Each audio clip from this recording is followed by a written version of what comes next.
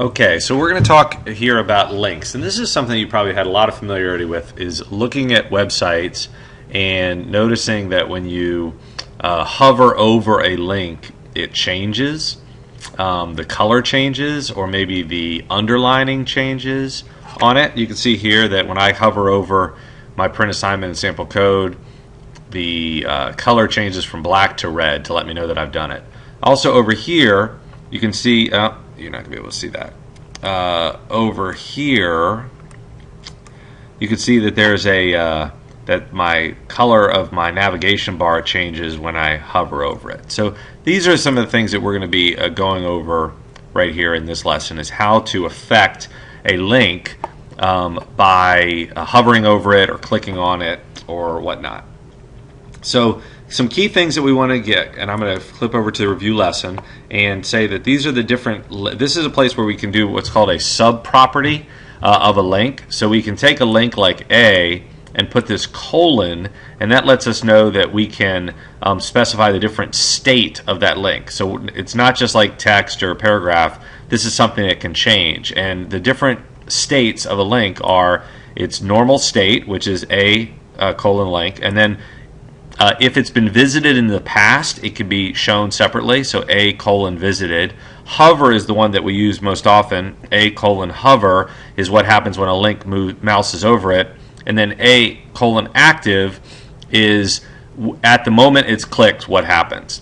And a couple things to remember is that when you're setting the style, there are some rules that you need to follow. And they're pretty much, if you just stay with this, then you'll be fine. But active has to come after hover, and hover has to come after link and visited. So basically you just do this order and you're okay. So what I'm going to do is copy this over into my sample code. Okay. Oh, I had a bunch in here and I guess I left without saving. So I'm going to put in here, just so that I remember how this works, a link. Oops. And what the key thing to remember is you can place a lot of different properties onto the link, just like you could with the paragraph tag. Okay, so if I want to change its color, I can change its color using something you've already known. We just did last lesson how to change the size of an element, so you can do that. You can do the background color of a link, not just the color of the link, but the background color of the link. You can also change what its text decoration is. So remember, we did text decoration a couple of lessons ago, and we can do underline or no underline. So in most cases, when you come over here, you see something like a link, it's underlined, but I could have that not underlined until I click on it, or until I show it, if you'd like. And we're going to practice with all that. So let's just start off here and let's set up our tags. So we have our A visited, A hover, and A active. Now remember, we could do this all in one line if we wanted to. That would be really slick looking to just put it all in one line.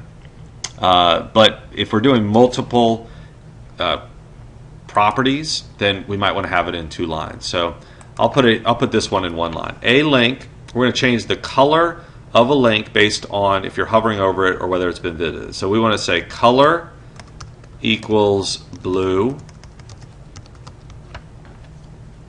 And then if it's been visited,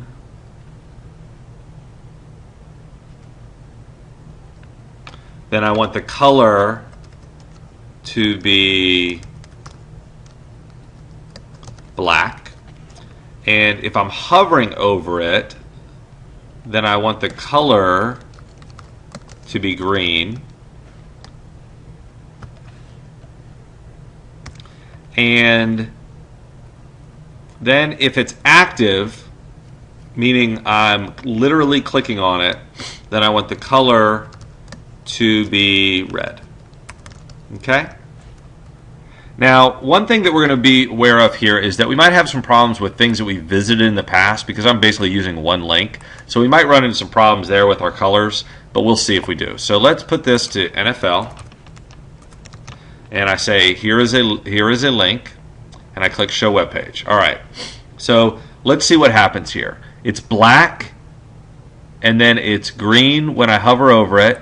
It's red when I click on it, and I click on it and it goes there. Okay, so let's go back there, and now let's look at it. So it's black, green when I hover over it, red when I click on it. Let's see if it's right. So hover is right, green. Active is right, red. Black because it's visited. And that's something I had mentioned that might be a problem. After you've done it over and over again, you might run into some issues. So let's just put that. Let's do a second link and see if we can second link.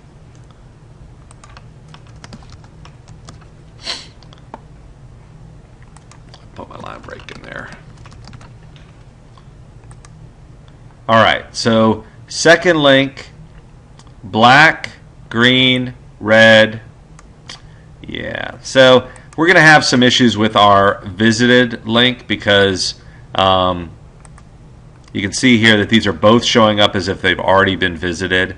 This might be something, the fact that we're going to be doing this over and over again, but that will work for you, so you can play around with it. And we won't worry about visited in today's lesson. We're really going to be focusing anyway on hovering. That's our real goal here, is to change the hover. All right, so we change the color of the link based on whether you're hovering over it or whether it's been visited. We're going to call that done. Okay. Then it says change the decoration of a link based on if you're hovering over it or whether it's been visited. Okay, so let's come over here and let's go to, we're going to leave all the other stuff, but let's go to hover. And I'm going to break this out because now we're going to put another declaration in there. And so I can say text decoration underline. Okay? Now, so this means that when I hover over it, it's going to be underlined. Now, it might default. I don't remember whether it defaulted to underline or not. So let's see if it did. Because if it does, then we'll have to say no decoration. All right, so the decoration's already there. So let's come in here, and we're going to say text decoration equals none on the places where we're not hovering over it. Okay, so this is going to be clear that you're going to be only getting an underline when you are hovering over it.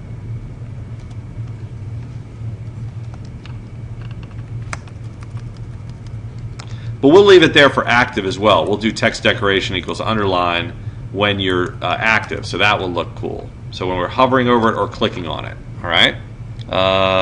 Good. All right, so see, I've taken away the underline, but watch. When I go over it or when I click on it, I see something. All right, so the default in HTML is that it shows an underline for a link when you hover, or when a link is on the page. So you take that off if you want to. But what that does is that it gives a little bit more interactivity for the person who is visiting the site. All right, so now we want to change the background color of a link based on whether you're hovering over it. All right, so let's go to hover. And let's go to background.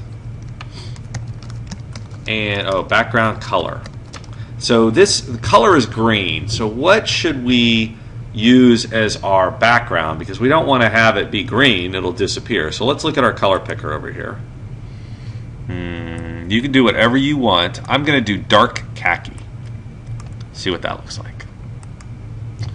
All right, so background color equals dark khaki.